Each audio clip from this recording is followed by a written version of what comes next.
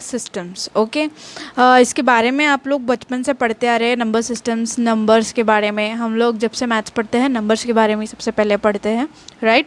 तो number system में सबसे पहला सेट्स आता है, या आप जिसे नंबर्स बोलते हैं, that was the natural number. Number system का ये सबसे पहला टॉपिक होता है कि नेचुरल नंबर्स क्या होते हैं। तो इसको डिनोट किया जाता है बच्चों एन से, कैपिटल एन से। नेचुरल नंबर्स मतलब ऐसे नंबर जो कहाँ से स्टार्ट होते हैं, 1 2 3 4 5 अप टू सॉन, मतलब ये गिनती बहुत दूर तक चलती जाएंगी। उसके बाद इसमें दूसरा सेट है बच्चों, ये हो गया पहला नेचुरल नंबर। उसके बाद वो आया था होल नंबर, राइट।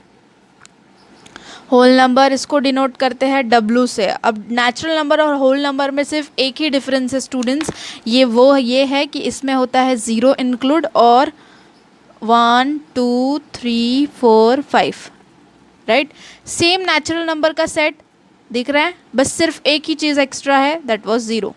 ठीक है, मतलब नेचुरल नंबर में आएंगे 1 2 3 4 5 6 7 8 और आपके होल नंबर में आएंगे 0 1 2 3 4 5 6 7 8। ओके, इसके बाद आए थे, अब देखो पॉजिटिव नंबर्स हो गए। 0 को हमने किसी सेट में बिठा लिया, बट इसके अलावा भी नंबर सिस्टम्स में नंबर हैं, राइट। और इसके अलावा नंबर्स कौन से हैं हमारे, नेगेटिव नंबर्स। तो हमको नेगेटिव नंबर को भी कहीं ना कहीं एडजस्ट करना पड़ा, तो उसके लिए हमने एक नया सेट बनाया। उसके लिए एक नया सेट था, दैट वाज द इंटीजर्स। ठीक है, इसको डिनोट किया जाता है बच्चों I से, या Q से भी कुछ लोग इसको डिनोट करते हैं। ओके, तो ये जो सेट है इसमें आते हैं सबसे पहले नेगेटिव नंबर्स -3 -2 -1, फिर आता है 0, फिर 1 2 3। ओके, तो इसमें नेचुरल नंबर का भी सेट आ गया, इसमें होल नंबर का भी सेट आ गया। और इसके बाद फोर्थ है, जो कि इस बार या लास्ट ईयर भी आपने 8th स्टैंडर्ड में पढ़ा होगा, that was the rational number. इसकी डेफिनेशन आप सबको अच्छे से याद ही होंगी। रैशनल नंबर्स क्या होते हैं, it is denoted by R। Okay, so और इसको भी Q से डिनोट किया जाता है, सॉरी इसको Q से नहीं डिनोट करते हैं। सो R और Q जिसको हम बोल रहे हैं रैशनल नंबर, वो क्या होते हैं, तो रैशनल नंबर्स होते हैं ऐसा नंबर जो किस फॉर्मेट में हो, P/Q, और उसमें एक कंडीशन होती है कि ये जो Q है ये नॉट इक्वल टू 0 होता है, और ये P और Q ये दोनों भी होते हैं इंटीजर्स।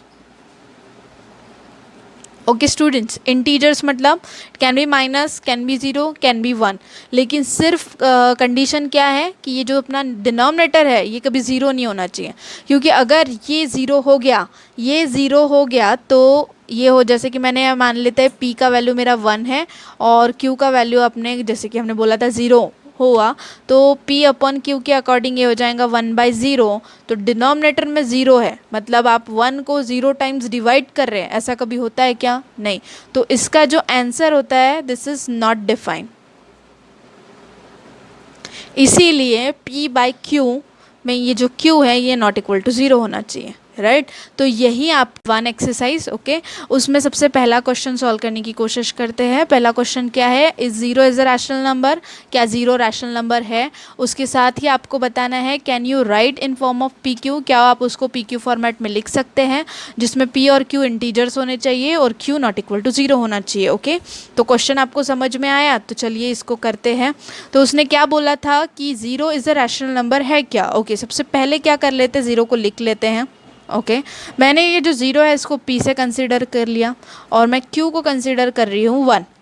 तो फॉर्मेट क्या होता है, P/Q, राइट स्टूडेंट्स। तो P, हमारा P क्या है 0 और हमारा Q क्या है 1, दैट्स इट। तो मैंने 0 को PQ फॉर्मेट में लिख दिया। अगर मैंने 0 को PQ फॉर्मेट में लिखा है इसका मतलब कि 0 रैशनल नंबर है, राइट, बिल्कुल है।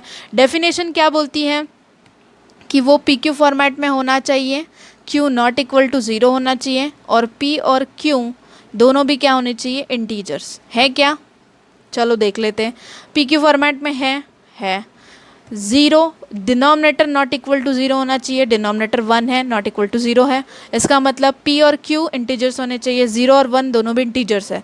तो फर्स्ट क्वेश्चन का आंसर क्या हुआ, यस, हम rational numbers is a zero is a rational number और हम उसको पी क्यू फॉर्मेट में लिख सकते हैं।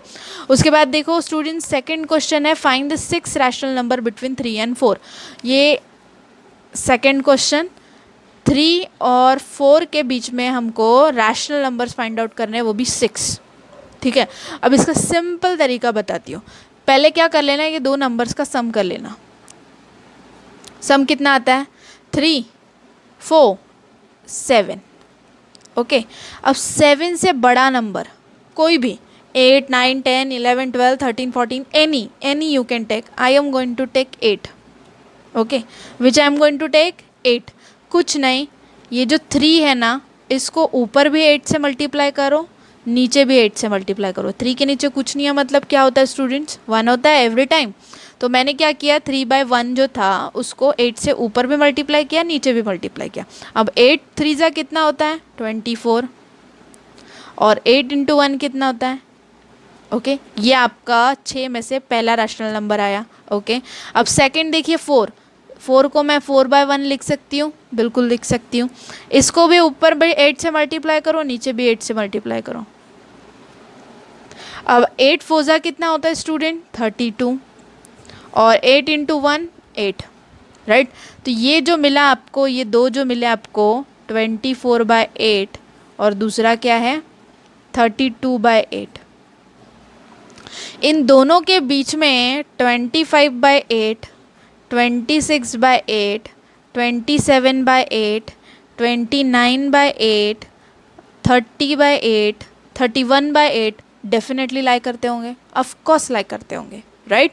तो ये हमको क्या निकालना था, 6 रैशनल नंबर्स निकालने थे, 1 2 3 4 5 6 7, हमने 7 रैशनल नंबर निकाल लिए। तो अकॉर्डिंग टू दिस, ये वाली मेथड से आप किसी भी दो इंटीजर्स, नेचुरल नंबर्स, किसी भी दो नंबर्स के बीच में, नंबर्स नेचुरल भी हो सकते हैं, रैशनल भी हो सकते हैं, कोई भी नंबर्स हो, आपको यही मेथड करनी है। ओके, सो इसके बाद ये 1.1 के जो दो क्वेश्चंस है ये हम कल पढ़ेंगे। तब तक के लिए आपको जैसे मैं कुछ होमवर्क्स देखे जा रही हूँ, 1 and 2 के बीच के रैशनल नंबर्स फाइंड आउट करने हैं। सेकंड, 2 and 3 के बीच में रैशनल नंबर फाइंड आउट कर रहे हैं, 3 4 कर चुके हैं। थर्ड, 3 and 5 के बीच में, एंड फोर्थ 4 and 5 के बीच में। तो ऐसे 4 एग्जाम्पल्स एज अ होमवर्क आपको सॉल्व करना है। ओके स्टूडेंट्स, और इनके बीच के रैशनल नंबर्स फाइंड आउट करने हैं। एटलीस्ट 6 रैशनल नंबर्स आपको फाइंड आउट करने पड़ेंगे। Clear? This is all about today.